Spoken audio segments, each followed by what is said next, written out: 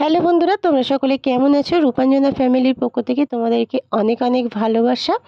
আর আজকের ব্লগটা কিন্তু ধামাকা একটা রেসিপির ব্লগ করছি। আজকের দেখো চিংড়ি মাছের মালাইকারি তোমাদের সাথে শেয়ার করব। আর এইতে প্রথমে দেখো এটা হচ্ছে নারকেলের দুধ, আর এতে আছে কিন্তু সমস্ত মশলা। এই মশলাটা আমি কি দিয়ে বানিয়েছি সেটাও তোমাদের সাথে শেয়ার করব কিংবা দেখাবো। তা দেখো প্রথমে আমি চিংড়ি মাছগুলোকে ভালো করে ধুয়ে বেছে কেটে নিয়েছি, নিয়ে তাতে বেশ কিছুটা লবণ দিয়ে দিচ্ছি, কিছুটা হলুদ গুঁড়ো, আর দেব কিন্তু এতে কিছুটা লঙ্কার গুঁড়ো দিয়ে আমি এটাকে কিন্তু ভালো করে ম্যারিনেট করে রাখবো, মানে মাখিয়ে রাখবো। আর তোমরা খুব সুন্দরভাবে কিন্তু একটা একটা করে চিংড়ি মাছের গায়ে যাতে নুন হলুদ ভালোভাবে লেগে যায় সেইভাবে কিন্তু এইভাবে একটা একটা করে মাখিয়ে নেবে সুন্দর করে, যাতে নুন হলুদ সমস্ত কিছু চিংড়ি মাছের ভিতরে যেতে পারে। তা আমি এইভাবে নুন হলুদ ভালো করে মাখিয়ে নিচ্ছি। আর এইভাবে যদি তোমরা চিংড়ির মালাইকারি বানিয়ে খাও না, টেস্ট কিন্তু মুখে লেগে থাকবে, জানো তো। একবার বানিয়ে খেলে বারবার খেতে ইচ্ছা করবে। তোমরা বন্ধুরা অনেকভাবেই তো চিংড়ির মালাইকারি বানাও, এইভাবে তোমরা কিন্তু একবার বানিয়ে খেয়ে দেখো। এবার দেখো আমি চিংড়ি মাছের যে রান্নাটা করব তার জন্য যে মশলাটা বানিয়েছি সেটা কি কি দিয়ে বানিয়েছি দেখো। প্রথমে 1 চামচ আমি লাল সর্ষে নিয়ে নিয়েছি। লাল সর্ষেটা ভীষণ একটা টেস্ট আসে, জানো তো।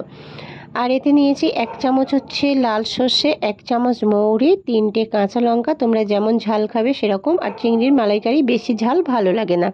আর এতে দিচ্ছি বেশ কিছুটা কাজু বাদাম দিয়ে এটাকে আমি পেস্ট করে রেখে দিয়েছি। আর এইতে দেখো আমি চিংড়ি মাছগুলো কিন্তু ভেজে নিচ্ছি সর্ষের তেলে।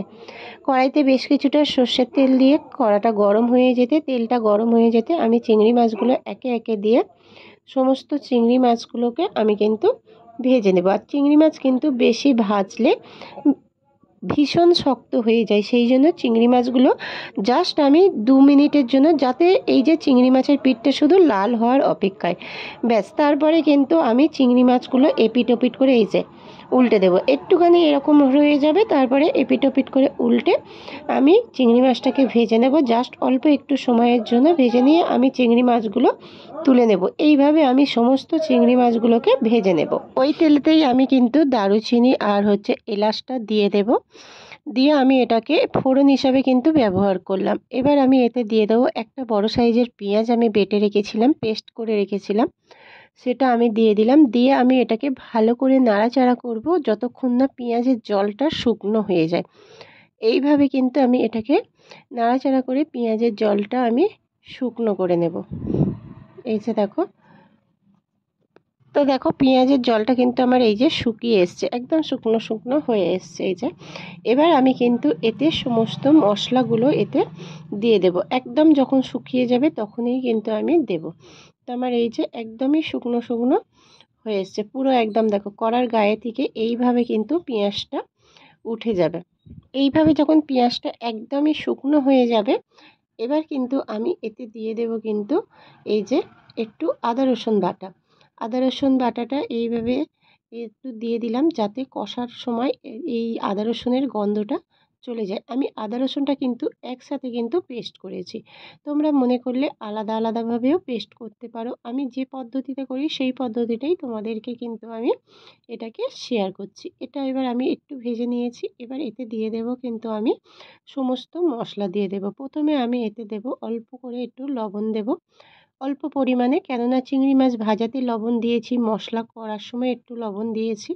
তা আমি তারপরে দেব এতে হলুদ গুঁড়ো দেব, কাশ্মীরি লঙ্কার গুঁড়োটাও দেব, যাতে একটু কালার হওয়ার জন্য। আর কাশ্মীরি লঙ্কার গুঁড়োটা তোমরা নাও দিতে পারো, ওটাকে স্কিপ করে যেতে পারো, ওতে কিন্তু কোনো সমস্যা হবে না। এতে একটা সুন্দর একটা চিংড়ি মাছের তরকারিতে এমনিতেই একটা সুন্দর কালার চলে আসে। আমি মশলাটাকে বেশ সুন্দর করে এইভাবে এটাকে কষিয়ে নেব, যাতে না কোনো কাঁচা গন্ধ থাকে মশলার। সেই জন্য ভালো করে মশলাটাকে আমি কিন্তু খুব হাই ফ্লেমে কষবো না, কেননা যাতে না এটা হচ্ছে পুড়ে যায়। সেই জন্য আমি লো ফ্লেমে ভালো করে এটাকে আমি এই মশলাটাকে কষিয়ে নিয়েছি। তা মশলাটা আমার কষানো হয়ে গিয়েছে। এবার আমি এটা যে বাটা যে মশলাটা করে রেখেছিলাম মিক্সিতে, তোমাদেরকে দেখালাম বাদাম দিয়ে, তারপর তো সর্ষে দিয়ে যে করে রেখেছিলাম যে পেস্টটা, সেই পেস্টটা এতে দিয়ে দিলাম।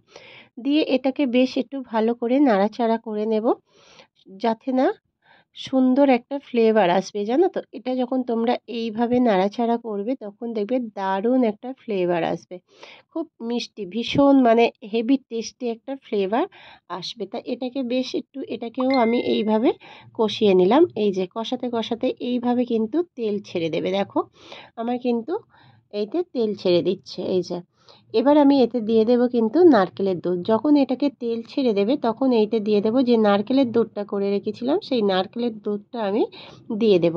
তোমরা মনে করলে নারকেল না পেলেও তোমরা কিন্তু এমনি কিন্তু তোমরা মাদার ডেয়ারি দুধ দিতে পারো, লিকুইড দুধ, যেটাকে লিকুইড দুধ দিতেও পারো কিংবা পাউডার দুধও দিতে পারো, তাতে কোনো সমস্যা নেই। কিন্তু নারকেল দুধটা দিলে ভীষণ একটা টেস্ট আসে। তাই এটা যখন হালকা এইভাবে ফুটে উঠবে আমি তখন ভাজা চিংড়ি মাছগুলোকে এইভাবে দিয়ে দেব। দিয়ে আমি এটাকে কিন্তু একটু ভালো করে চিংড়ি মাছগুলোকে ওই নারকেলের দুধের মধ্যে ডুবিয়ে দেবো, যাতে ভালো সুন্দরভাবে একদম চুপে যায়। এই যে দিয়ে আমি এটাকে কিন্তু এইভাবে চাপা দিয়ে দেব। 2-3 মিনিটের জন্য আমি এটাকে চাপা দিয়ে দেবো। বেশিক্ষণ কিন্তু এই রান্নাটা করতে লাগে না, জানো তো। এবার আমি এর ওপর থেকে, চাপা দেওয়ার আগে এর ওপর থেকে এই যে কাঁচা লঙ্কাগুলো দিলাম, এগুলো কিন্তু ঝাল হওয়ার জন্য না, এগুলো একটা সুন্দর ফ্লেভার আসবে। তা দেখো চিংড়ি মাছের মালাইকারি কিন্তু আমার পুরো রেডি হয়ে গিয়েছে। এবার আমি এতে শুধু হালকা করে একটু গরম মশলা দিয়ে দেবো। রেডি হয়ে গেল চিংড়ি মাছের মালাইকারি। ভালো লাগলে ভিডিওটা শেয়ার করে দিও।